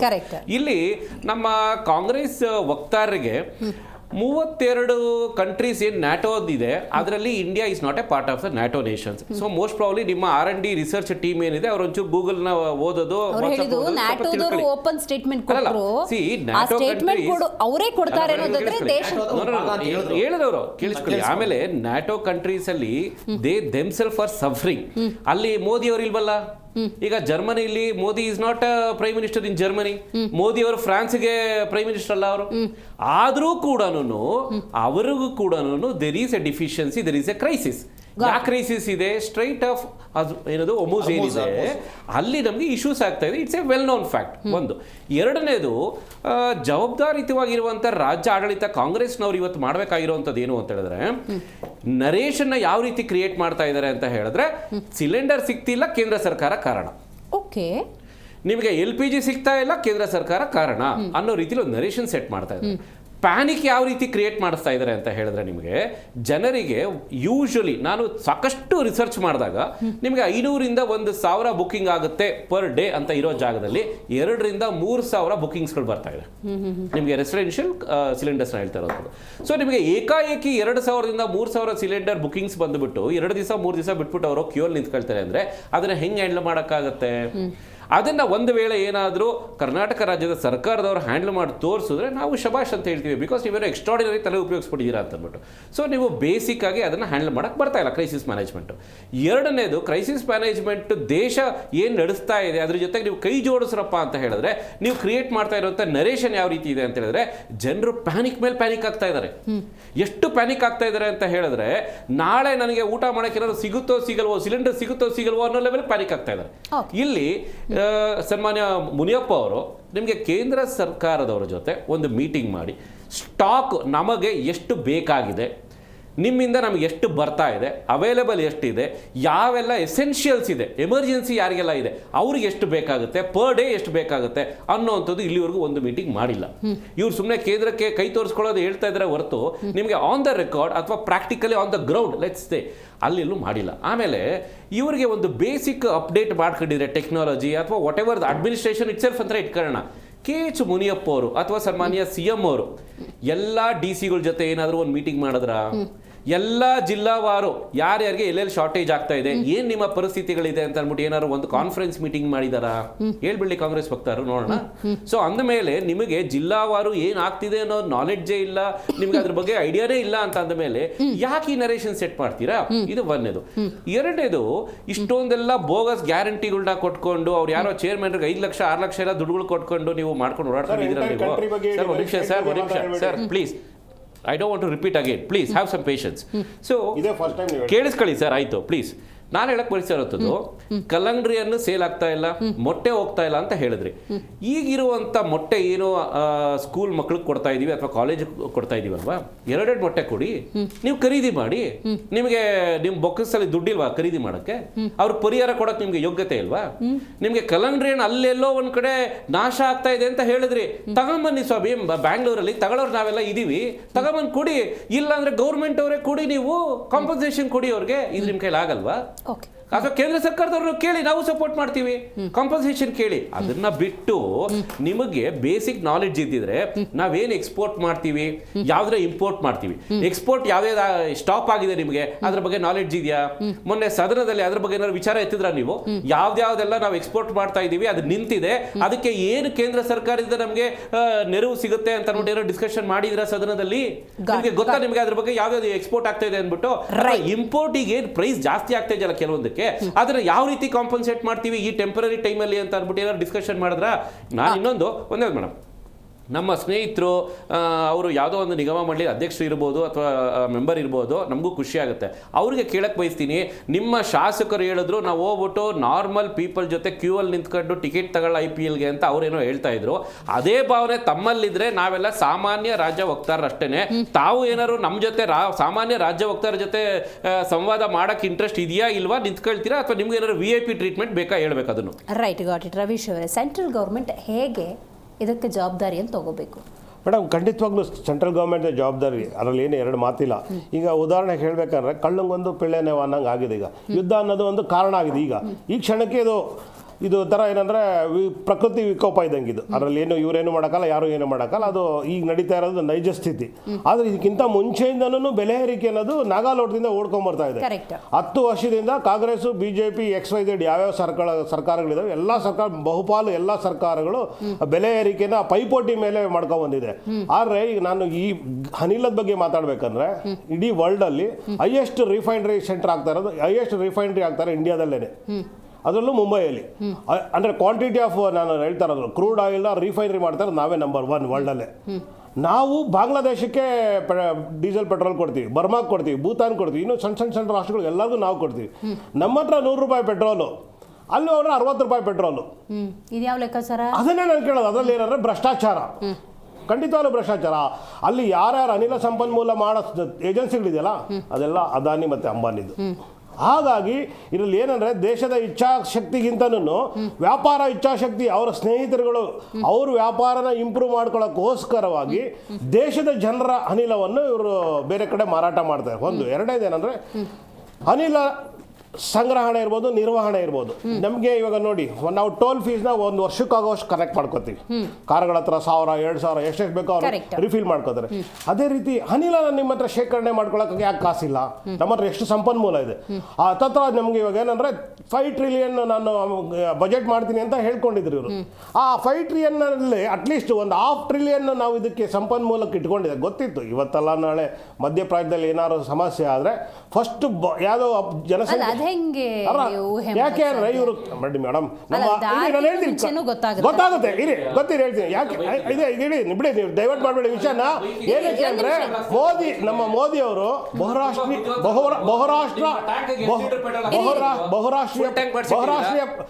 ಬಹುರಾಷ್ಟ್ರೀಯ ಪ್ರಧಾನಮಂತ್ರಿಗಳು. ಮೋದಿ ಅವರು ಇಡೀ ವರ್ಲ್ಡ್ ಅನ್ನ ಸುತ್ತಿದ್ದಾರೆ. ಮೋದಿ ಅವರು ಬಹುರಾಷ್ಟ್ರೀಯ ಪ್ರಧಾನಮಂತ್ರಿ ಆಗಿ ಅವ್ರು ಆಕ್ಟ್ ಮಾಡಿದ್ದಾರೆ. ಇಡೀ ವರ್ಲ್ಡ್ ನ ಎಲ್ಲ ಅತಿ ಹೆಚ್ಚು ವರ್ಲ್ಡ್ ಟೂರ್ ಮಾಡಿರೋ ಯಾರು ವರ್ಲ್ಡ್ ಲೀಡರ್ ಇದ್ರೆ ಅದು ಮೋದಿ ಒಬ್ಬರೇ.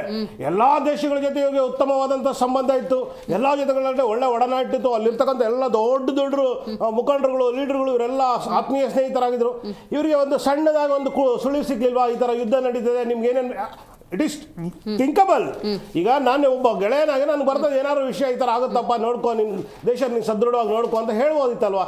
ಈಗ ಅದಕ್ಕೆ ಹಿಂದಿನ ದಿನನೂ ಯಾರೋ ಇವ್ರ ಜೊತೆ ಹೋಗಿ ಮಾತಾಡ್ಕೊಂಡು ಬಂದಿದ್ದಾರೆ, ನೆತಾನ್ಯಾಹು ಜೊತೆ. ಆಮೇಲೆ ಮೋದಿ ಮೈ ಡೊನಾಲ್ಡ್ ಮೈ ಟ್ರಂಪ್ ಅಂತ ಎಲ್ಲ ಮೇರಾ ದೋಸ್ತ್ ಅಂತ ಎಲ್ಲ ಹೇಳ್ಕೊಂಡು ಮಾಡಿದ್ರು.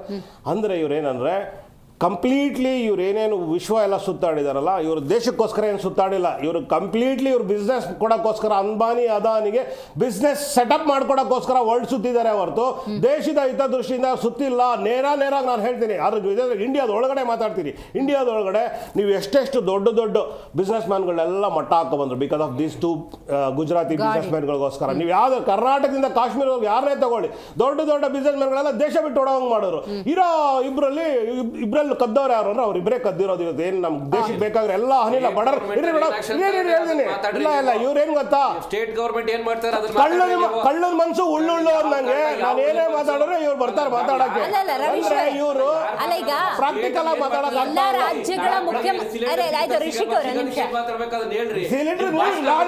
ಅಧಿಕಾರದಲ್ಲಿರೋದು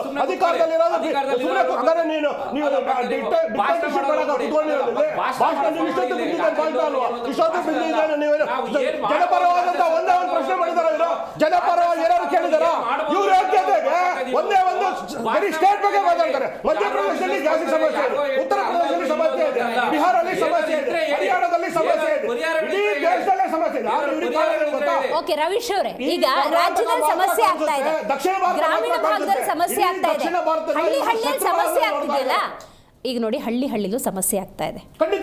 ಪ್ರಧಾನಿ ನರೇಂದ್ರ ಮೋದಿ ಎಲ್ಲ ರಾಜ್ಯಗಳ ಮುಖ್ಯಮಂತ್ರಿಗಳ ಜೊತೆ ಒಂದು ಸಭೆಯನ್ನು ಮಾಡಬೇಕು ಅಂತ ಸಭೆ ಕರೀತಾರೆ, ಮೇ ಬಿ 20th ಮಾರ್ಚ್. ಅದಕ್ಕೆ ಇವರು ಹೋಗಿಲ್ಲ ಅಂತಾನು ನೀವು ಹೇಳ್ತಾ ಇದ್ದೀರಾ. ದಟ್ ಇಸ್ ವಾಟ್ ಈಗ ಪ್ರತಿನಿಧಿಸಿ ನಮ್ಮ ಸಮಸ್ಯೆ ಹಿಂಗಿದೆ ಅಂತ ಧ್ವನಿ ಎತ್ತಿದ್ರೆ ನೀವು ಅವರ ಆಯ್ತಾರ ನೀವು ಆಯ್ತಾರ ನೀವು ಅವರ ರೇ ಸುಮ್ಮನೆ ಕುತ್ಕೊಳ್ರಿ. ಅವ್ರ ಆಯ್ತಾರ ಇದಾರಲ್ಲ ಅವ್ರು ಕೇಳಿದ್ರೆ ಹೇಳಿ, ನೀವು ನನಗೆ ಕೇಳಂಗಿರ ನನಗೆ ಕೇಳಿ, ಅವ್ರ ಕಡೆ ಕೇಳಿ. ನೀವು ಬಿಜೆಪಿ ಪಕ್ಷದ ವಕ್ತಾರಾಗಿ ಬಂದಿರಾ, ಬಿಜೆಪಿ ಕೆಲಸ ಮಾಡಿ, ನೀವು ಆಯ್ತಾರಿಂಗ್ ಮಾಡಂಗಿರ ಹೋಗ್ಬಿಟ್ಟು ಒಂದು ಚಾನಲ್ ಓಪನ್ ಮಾಡ್ಕೊಂಡು ಕುತ್ಕೊಳ್ಳಿ, ಒಂದು ಚಾನಲ್ ಓಪನ್ ಮಾಡ್ಕೊಂಡು ಕುತ್ಕೊಳ್ಳಿ, ಪ್ರಶ್ನೆ ಕರೀರಿ, ಬಂದು ಉತ್ತರ ಕೊಡ್ತೀನಿ. ನೀವು ಬಂದ್ಬಿಟ್ಟು ಬಿಜೆಪಿ ಭ್ರಷ್ಟಾಚಾರ ಮಾಡ್ಕೊಂಬಂದು ಇಲ್ಲ, ನೀವು ಹೋಗ್ಬಿಟ್ಟು ನ್ಯೂಸ್ ಚಾನೆಲ್ ಕೂತ್ಕೊಂಡ್ಬಿಡಿ. ನಿಮ್ ಚಾನೆಲ್ ಒಂದು ಉತ್ತರ ಕೊಡ್ತೀವಿ. ಜನ ನೋಡ್ತಾ ಇದ್ದಾರೆ. ನೀವು ನಾಟಕ ಮಾಡೋದು ನಿಮ್ಗೆ ಎಲ್ಲೆಲ್ಲಿ ವಾದ ಮಾಡಕ್ಕೆ ಯೋಗ್ಯತೆ ಇಲ್ಲ, ಎಲ್ಲೆಲ್ಲಿ ವಿಷಯಗಳ ಬಗ್ಗೆ ತಿಳ್ಕೊಂಡು ಮಾತಾಡಕ್ಕಾಗಲ್ಲ, ಅಲ್ಲಿವರೆಗೂ ನೀವು ಈ ತರ ಡೈವರ್ಟಿಂಗ್ ಪಾಲಿಟಿಕ್ಸ್ ರೈಟ್ ಆಯ್ತು. ಐ ಅಗ್ರಿ ಗಾಟ್ ಇಟ್ ನಾನು ಈ ದೇಶದ ಪ್ರಜೆ, ಭಾರತೀಯ, ನಾನು ಯಾರನ್ನು ಬೇಕಾದ್ರೂ ಪ್ರಶ್ನೆ ಕೇಳೋದಕ್ಕೆ ಸಂವಿಧಾನ ಕೊಟ್ಟಿದೆ. ಈಗ ರಾಜ್ಯದಲ್ಲಿ ಸಮಸ್ಯೆ ಆಗ್ತಿದೆ ಅಂದಾಗ ಸ್ವತಃ ಪ್ರಧಾನಮಂತ್ರಿ ಒಂದು ಮೀಟಿಂಗ್ ಅನ್ನ ಕರೆದಾಗ ರಾಜ್ಯದ ಪರಿಸ್ಥಿತಿ ಹಿಂಗಿದೆ, ನಮಗೆ ಸ್ಟಾಕ್ ಬೇಕು ಅಂತ ಕೇಳೋ ಅವಕಾಶಗಳಿತ್ತು. ಅದರಲ್ಲಿ KH ಮುನಿಯಪ್ಪನವರು ಭಾಗಿಯಾಗ್ತಾರೆ. ಅದ್ರ ಬಗ್ಗೆ ಕೂಡ ಡೀಟೇಲ್ ಆಗಿ ಮಾತಾಡೋಣ.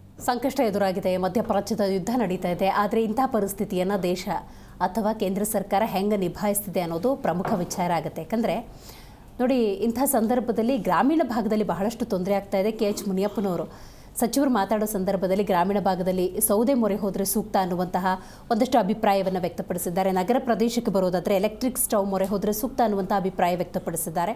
ಕೇಂದ್ರ ಸರ್ಕಾರದ ವಿಚಾರಕ್ಕೆ ಬರೋದಾದರೆ ನೋಡಿ, 21 ರಾಜ್ಯಗಳಲ್ಲಿ ಸೀಮೆಎಣ್ಣೆ ಪೂರೈಕೆಗೆ ಈಗ ಅನುಮತಿಯನ್ನು ಕೊಟ್ಟಿದ್ದಾರೆ ಅಂದರೆ ಗ್ರೌಂಡ್ ಲೆವೆಲಲ್ಲಿ ಅರ್ಥ ಮಾಡ್ಕೊಳ್ಳಿ. ರಾಜ್ಯಕ್ಕೂ ಗೊತ್ತು, ಕೇಂದ್ರಕ್ಕೂ ಗೊತ್ತು ಸಮಸ್ಯೆ ಇದೆ ಅಂತ. ಇಲ್ಲ ಅಂತ ಹೇಳಿದ್ರೆ ನಾವು ಒಪ್ಕೊಳ್ಳೋಕ್ಕಾಗಲ್ಲ ದಿಲೀಪ್ ಅವರೇ. ಈಗ ರವೀಶ್ ಅವ್ರು ಮಾತಾಡ್ತಾ ಹೇಳಿದ್ರು, ಪ್ರಧಾನಿ ನರೇಂದ್ರ ಮೋದಿ ದೇಶಗಳನ್ನು ಸುತ್ತಿದ್ದಾರೆ. ಸುತ್ತಿರೋದು ಯಾವ ಕಾರಣಕ್ಕೆ ಅಂತ ಹೇಳಿದ್ರೆ ದೇಶಗಳ ನಡುವೆ ಸಂಬಂಧವನ್ನು ಬೆಸೆಯೋದಕ್ಕಲ್ಲ, ರಾಜತಾಂತ್ರಿಕ ನಿರ್ಧಾರಗಳಿಗೆಲ್ಲ, ಅದಾನಿ ಮತ್ತು ಅಂಬಾನಿಯ ಬಿಸ್ನೆಸ್ ಡೆವಲಪ್ಮೆಂಟಿಗೆ ಅಂತ. ಅಲ್ಲ, ಈಗ ಅವರು I think we are well matured spokes person ಅಂತ ಅನ್ಕೊಳ್ತೀವಿ. ರವೀಶ್ ಅವರು ಸಹ ಮೆಚೂರ್ಡ್ ಸ್ಪೋಕ್ಸ್ ಪರ್ಸನ್ ಅಂತ ಅನ್ಕೊಳ್ತೀವಿ. ಒಬ್ಬ ಪ್ರಧಾನಮಂತ್ರಿಗಳ ಬಗ್ಗೆ ಮಾತಾಡಬೇಕಾದ್ರೆ ಏನೋ ಮಾತಾಡೋದು ಸರಿಯಲ್ಲ. ಸೊ ಈಗ ಅವರು ಪ್ರಧಾನಮಂತ್ರಿಗಳು ಏನು ಮಾಡ್ತಿದ್ದಾರೆ ಅಂತೇಳಿ ಇಡೀ ದೇಶಕ್ಕೆ ಗೊತ್ತಿದೆ, ಇಡೀ ಪ್ರಪಂಚಕ್ಕೂ ಗೊತ್ತಿದೆ. ನೋಡಿ, ಈ ಯುದ್ಧ ಪ್ರಾರಂಭ ಆದಾಗಿಂದಲೂ ಸಹ ಸೂಕ್ಷ್ಮವಾಗಿ ಯಾರ್ಯಾರು ಏನೇ ಗಮನಿಸ್ತಾ ಇದ್ದಾರೋ ಅವರಿಗೆ ಪ್ರತಿಯೊಬ್ಬರಿಗೂ ಗೊತ್ತಿದೆ ಏನು ನಡೀತಾ ಇದೆ, ಭಾರತ ಏನು ಮಾಡ್ತಾ ಇದೆ ಅಂತೇಳಿ.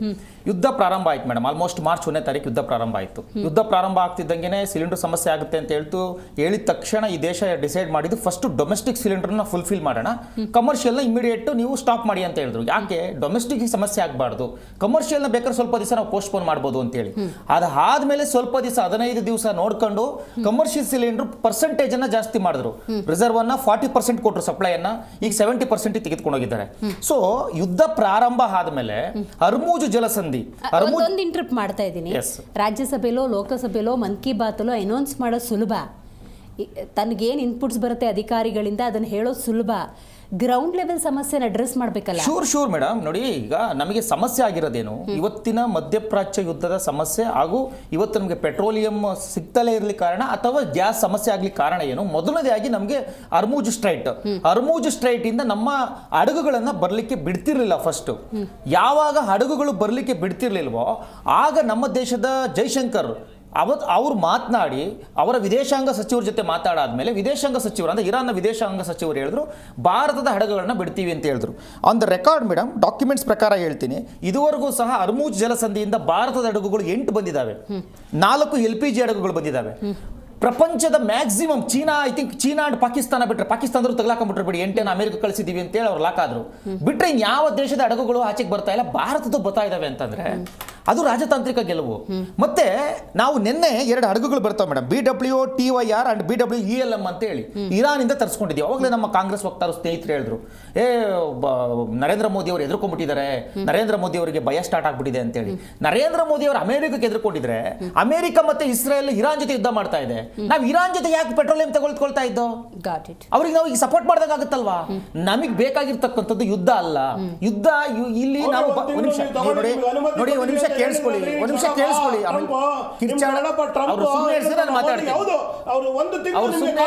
ಮಾತಾಡ್ತೀನಿ, ಈ ರೀತಿ ಕಿರ್ಚಾಡೋದಿಲ್ಲ, ಡಿಬೇಟ್ ನಡೆಯೋದಿಲ್ಲ. ಕೇಳಿಸ್ಕೊಳ್ರಿ ನೋಡಿ, ನಾನು ನೀವು ಮಾತಾಡಕ್ ಬಿಡಲ್ಲ. ನೀವು ನೋಡಿ ಒಂದೇ ಡಿಬೇಟ್ ನಡೆಯಕ್ ಬಿಡಲ್ಲ. ನಾನು ಮಾತಾಡ್ತಾ ಇದ್ದೀನಿ, ಕೇಳಿಸ್ಕೊಳ್ಳಿ. ಉತ್ತರ ಕೊಡಿ, ನಿಮ್ಗೆ ಸಮಯ ಬಂದಾಗ ಉತ್ತರ ಕೊಡಿ.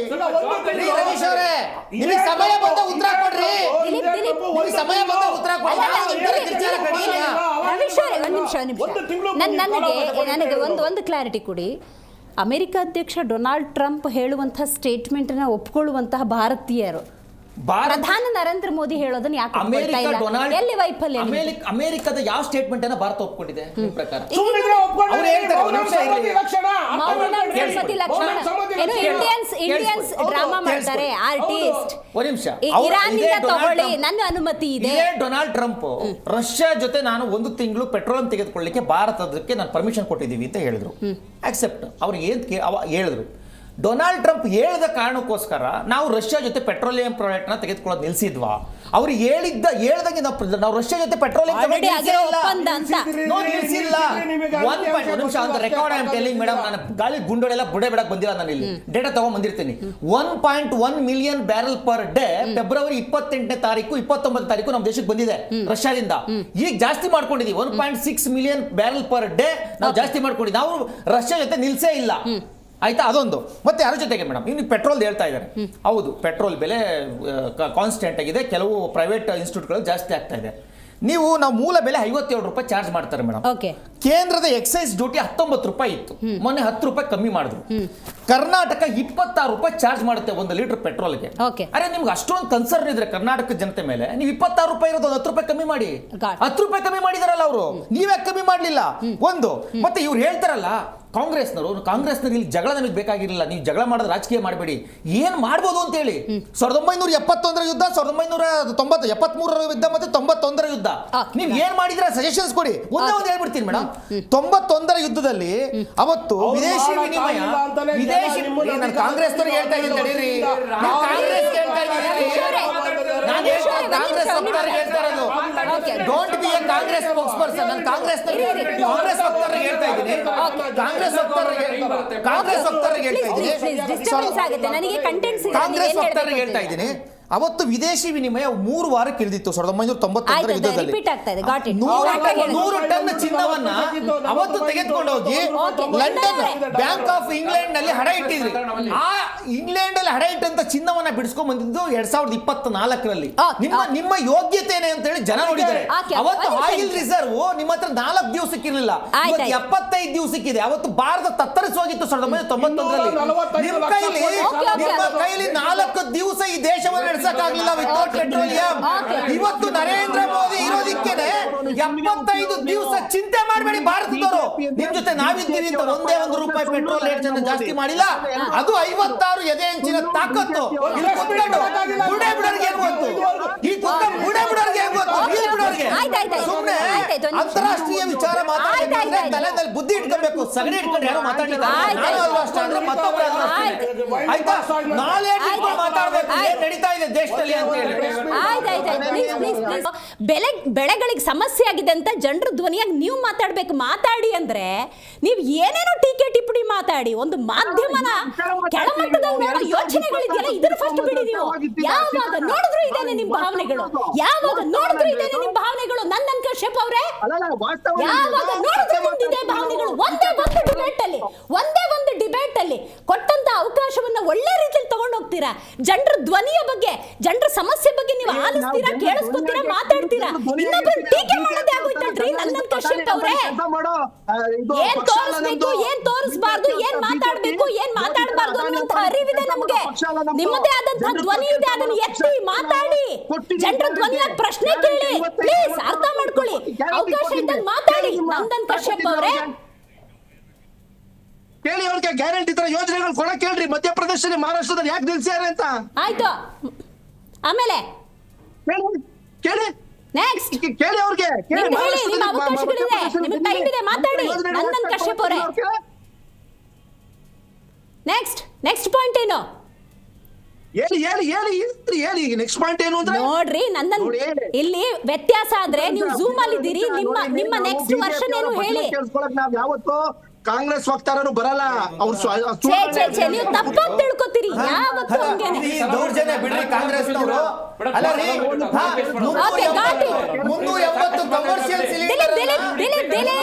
ನಿಮ್ದು ಮಾತ್ರ ಅಲ್ಲ ಸಮಯ, ನಿಮ್ದು ಮಾತ್ರ ಅಲ್ಲ, ಇನ್ನೂ ಇಬ್ಬರಿದ್ದಾರೆ ವಕ್ತಾರರು. ನಾವು ಮಾತಾಡ್ಬೇಕು. ಉತ್ತರ ಕೊಡ್ತೀವಿ ನಾವು. ಪ್ರಶ್ನೆ ಏನ್ ನಿಮ್ದು? ಕಾಂಗ್ರೆಸ್ ವಕ್ತಾರರೇ, ನಾವು ಒಂದು ವಿರೋಧ ಪಕ್ಷವಾಗಿ ತಮಗೆ ಡೈರೆಕ್ಟ್ ಆಗಿ ಸವಾಲನ್ನ ಕೇಳ್ತಾ ಇದ್ದೀನಿ.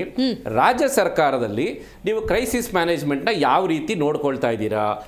ಸಿಲಿಂಡರ್ ಶಾರ್ಟೇಜ್ಗೆ ತಾವು ತಗೊಂಡಿರುವಂತ ನಿಲುವುಗಳೇನು? ನಿಮ್ ಕೆಲಸ ಅವರೇ ಮಾಡ್ತೀರೇನ್ರಿ ಸರ್ ಒಂದ್ ನಿಮಿಷ ಸರ್, ನಾನು ಕೇಳ್ತಾ ಇದ್ದೀನಿ, ಡಿಸ್ಟರ್ಬ್ ಮಾಡಿದ್ರೆ ಪ್ಲೀಸ್. ನೋಡಿ, ನನ್ನ ಸ್ಟ್ಯಾಂಡರ್ಡ್ಸ್ ಬೇರೆ ಇದೆ, ನನ್ನ ಸ್ಟ್ಯಾಂಡರ್ಡ್ಸೇ ಬೇರೆ ಇದೆ, ನಿಮ್ ಸ್ಟ್ಯಾಂಡರ್ಡ್ಸೇ ಬೇರೆ ಇದೆ, ಎಲ್ಲ ಸ್ಟ್ಯಾಂಡರ್ಡ್ಸ್ ಬೇರೆ ಇದೆ. Please allow me to talk. Please allow me to talk. Please allow me to talk. ಒಳ್ಳೆ ಚರ್ಚೆ ಮಾಡೋಣ. Please allow me to talk. ಒಂದೊಳ್ಳೆ ಡಿಬೇಟ್ ಆಗ್ತಿದೆ, ಅವಕಾಶ ಮಾಡ್ಕೊಡಿ. ಎರಡನೇದು, ನಾನು ಫಸ್ಟ್ ರಿಯಾಕ್ಷನ್ ಕೇಳಿದ್ರೆ ಆಯ್ತು ಕಾಂಗ್ರೆಸ್ ಅವರೇ, ಪ್ಲೀಸ್ ಆನ್ಸರ್. ಏನಿದು ಈ ತರದ ಧೋರಣೆಗಳು? ಈಗ ಯಾವೆಲ್ಲ ಪದಾರ್ಥಗಳು ಎಕ್ಸ್ಪೋರ್ಟ್ ಆಗದಲ್ಲೇ ಕೊಳಿತಾ ಇದೆಯಲ್ವಾ, ಅದಕ್ಕೆ ತಾವು ತಗೊಂಡಿರುವಂತ ನಿಲುವುಗಳೇನು? ದಯಮಾಡಿ ಅದನ್ನು ಉತ್ತರ ಕೊಡಿ. ಎರಡು. ಮೂರನೇದು, ತಾವು ಇಷ್ಟೆಲ್ಲ ಹೇಳ್ತಾ ಇದ್ದೀರಲ್ವಾ ಸೆಂಟ್ರಲ್ ಗೌರ್ಮೆಂಟ್ ಮೇಲೆ, ನಾನು ಸ್ವತಃ ಡೆಲ್ಲಿ ಸೆಷನ್ನಲ್ಲೇ ನಾನು ಇದ್ದೆ. ಇದನ್ನ ಪದೇ ಪದೇ ಯಾಕೆ ಹೇಳ್ತಾ ಇದ್ದೀನಿ ಅಂತ ಹೇಳಿದ್ರೆ, ಲೋಕಸಭಾ ನಡಿಬೇಕಾದ್ರೆ ತಮ್ಮ ಸನ್ಮಾನ್ಯ ರಾಹುಲ್ ಗಾಂಧಿ ಅವರು ಅಥವಾ ತಮ್ಮ ಇಂಡಿ ಒಕ್ಕೂಟದವರು ತಾವೆಲ್ಲ ಏನಿದ್ರಿ ತಾವುಗಳು ಅಲ್ಲಿ ಎತ್ತಿರುವಂಥ ಎಷ್ಟೆಲ್ಲ ಏನದು ಪ್ರತಿಭಟನೆಗಳಾಗಲಿ ಅಥವಾ ಇದ್ರ ವಿಚಾರವಾಗಿ ತಾವು ಡಿಸ್ಕಷನ್ಸ್ ಏನೇನು ಮಾಡಿದಿರಿ ಅನ್ನೋದನ್ನ ದಯಮಾಡಿ ಜನಕ್ಕೆ ಹೇಳಿ. ಇದು ಮೂರನೇ ಪಾಯಿಂಟ್. ನಾಲ್ಕನೇದು, ಇಲ್ಲಿ ಕರ್ನಾಟಕ ರಾಜ್ಯದಲ್ಲಿ ಕಾಂಗ್ರೆಸ್ ಅವರು ನೀವು ತನ್ನ ಆಡಳಿತ ಇರುವಂಥದ್ದು, ಈ ಕ್ರೈಸಿಸ್ ಮ್ಯಾನೇಜ್ಮೆಂಟ್ ಬರಬೇಕಾದ್ರೆ ಯಾವ್ದಾದ್ರು ಒಂದು ಸ್ಟೇಟ್ಮೆಂಟ್ ನೀವು ಸೆಂಟ್ರಲ್ ಗವರ್ಮೆಂಟ್ ನ ನರೇಷನ್ ಮಾಡೋ ಬದಲು ಈ ರೀತಿ ಇದೆ ಅಂತ ಅನ್ನೋ ಬದಲು ಜನರಿಗೆ ನಾವಿದೀವಿ, ನಿಮಗೆ ಯಾವುದೇ ರೀತಿ ತೊಂದರೆ ಆಗಲ್ಲ ಅನ್ನೋಂಥ ಒಂದು ಭರವಸೆ ನೀವು ಕೊಟ್ಟಿದ್ದೀರಾ? ನೋಡೋಣ, ನಿಮ್ಮ ಹತ್ರ ಮತ್ತೆ ಮಾತಾಡ್ತೀನಿ ರಿಷಿಕ್ ಅವರೇ. ನಂದನ್ ಕಶ್ಯಪ್ ಅವರೇ, ಇಷ್ಟೇ. ಈಗ ನೋಡಿ, ಸ್ವಯಂಕೃತ ಅಪರಾಧ ಅಲ್ಲ ಮಧ್ಯಪ್ರಾಚ್ಯದ ಯುದ್ಧ ಅನ್ನುವಂಥದ್ದು.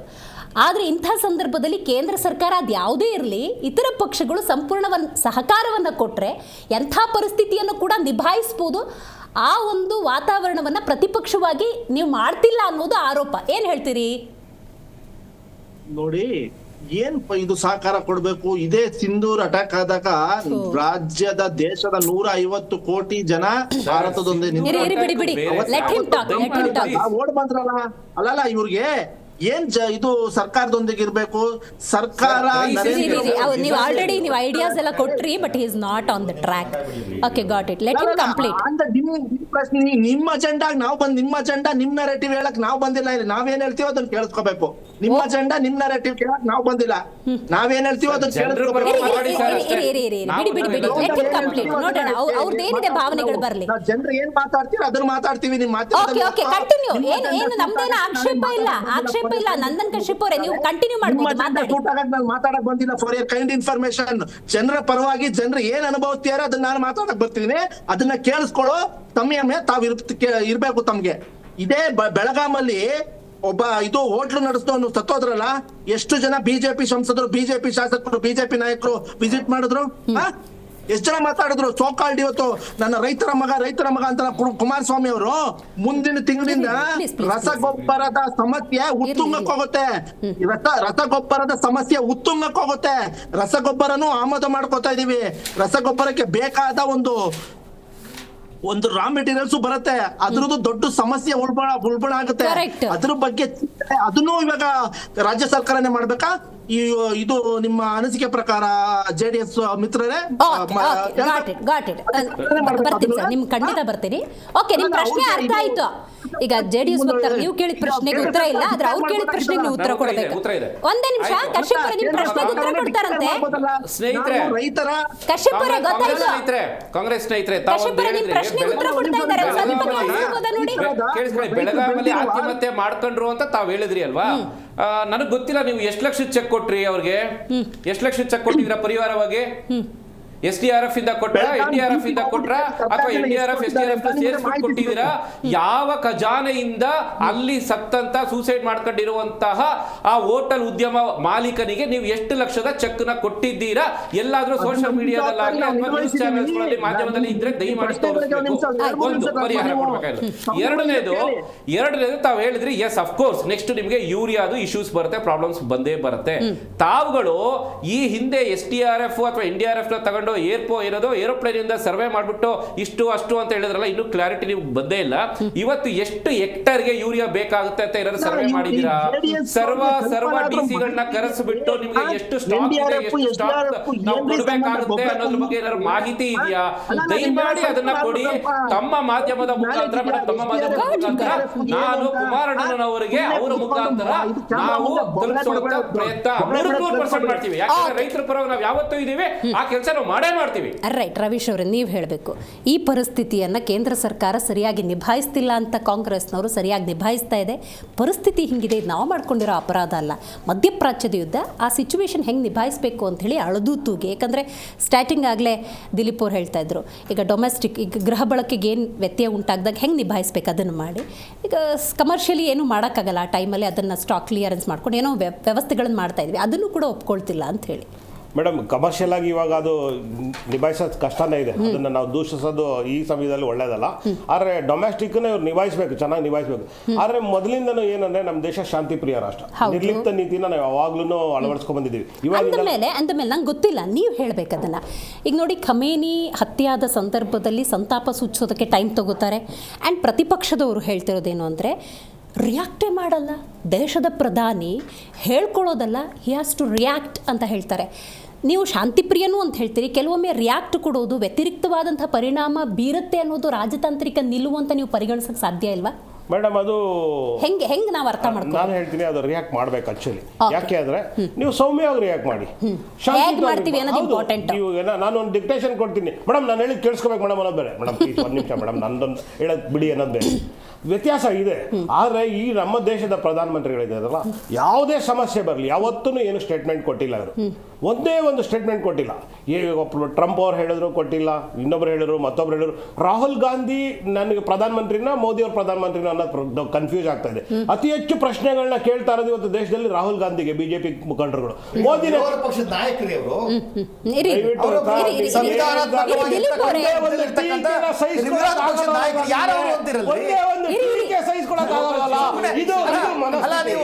ಏನ್ ಮಾತಾಡ್ತೀರಿ ನೀವು? ಗ್ಲೋಬಲ್ ಜಿಯೋ ಪೊಲಿಟಿಕ್ಸ್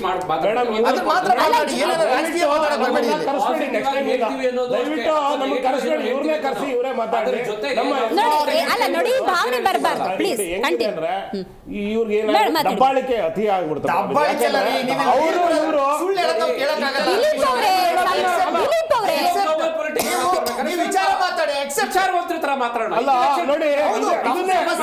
ಸಮಸ್ಯೆ ಆಗೇ ಇಲ್ಲ, ಸಮಸ್ಯೆ ಆಗಿದೆ ನೋಡಿ.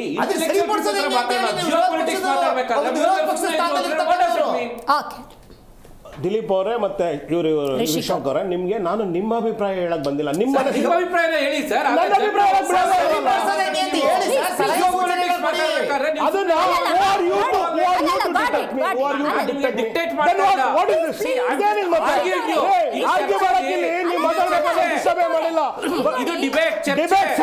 ನಿಮ್ಗೆ ಮಾತಾಡ್ಬೇಕಾದ್ರೆ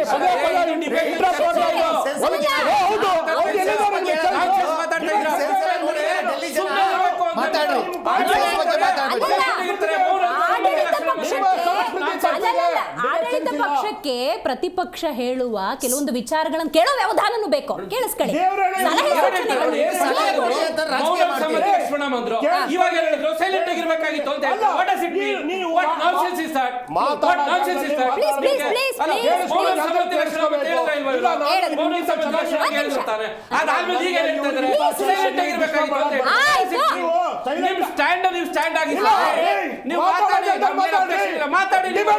ಒಂದೇ ಒಂದು ಪ್ರೆಸ್ ಮೀಟ್ ಮಾಡಕ್ ಯೋಗ್ಯತೆ ಅಲ್ಲಿ ಮಾತಾಡಪ್ಪ ಅಂದ್ರೆ ನಿಮ್ಮಂತವ್ರನ್ನ ಬಿಟ್ಬಿಟ್ಟು ಅರ್ಧ ಬರ್ಧ ತಿಳ್ಕೊ ಬಂದಿರೋ ಕರ್ಕೊ ಬಂದು ಮಾತಾಡಿ ಅಂದ್ರೆ ಹೌದು ನಾನು ಮಾತಾಡೋಕೆ ಯುರೋಪಲ್ಲಿ ಸ್ಟಡಿ ಮಾಡ್ತಾ ಇದ್ರು. ನ್ಯಾಟೋ ನೇಷನ್ಸ್ ಏನು ಗೊತ್ತಾ ನಿಮಗೆ?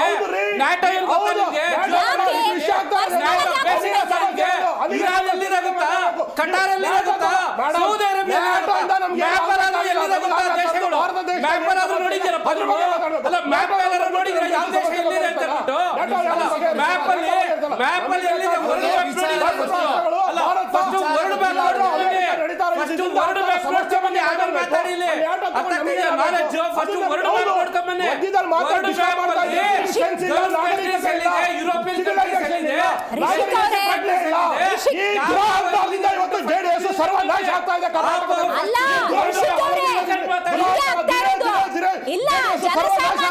ಸಮಸ್ಯೆ ನೀವು ಯಾರು ಕೇಳಲ್ಲ. ಹಿಂಗಾದ್ರೆ ಯಾರು ಕೇಳಲ್ಲ. ಜನ ಹೈರಾಣ ಆಗ್ತಾ ಇರ್ತಾರೆ.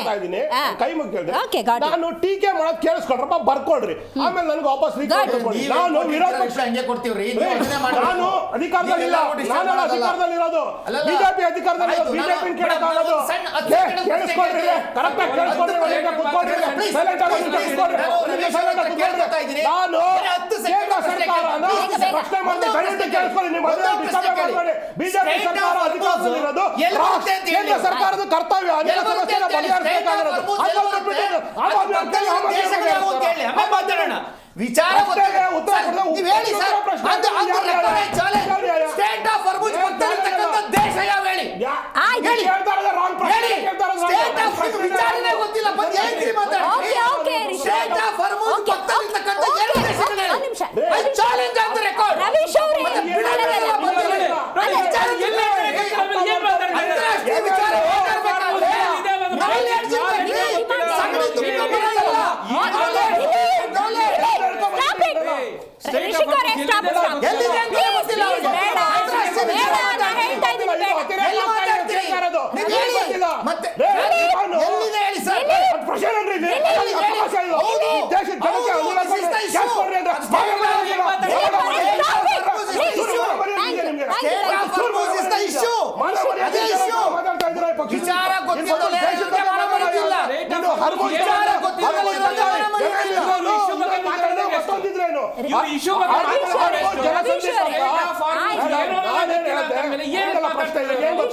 ಇವ್ರಿಗೆ ಉತ್ತರ ಕೊಡಕ್ಕಾಗಿಲ್ಲ ಅನ್ನೋ ಯೋಗ್ಯತೆ ಇಲ್ಲ ಅಂದ್ಮೇಲೆ ಪ್ರಶ್ನೆ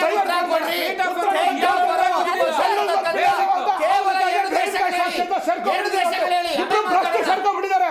ಇಬ್ರು ಪ್ರಶ್ನೆ ಸೇರ್ಕೊಂಡು ರಾಷ್ಟ್ರದ ದುಡ್ಡು ಹೊಡಿತಾ ಇದ್ದಾರೆ. ವಿಶ್ವಕ್ಕೆ ಗೊತ್ತಾಗಿದೆ. 70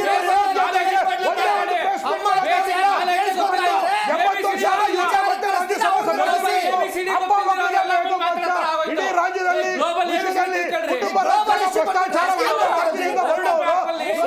ಭ್ರಷ್ಟಾಚಾರಕ್ಕೆ ಬೆಂಬಲ ಕೊಟ್ಟು ಇಡೀ ದೇಶದ ಲೂಟಿ ಹೊಡಿತಾ ಇರುವಂತಹ ಬಿಜೆಪಿ ಸರ್ಕಾರ ತೊಲಗಬೇಕು.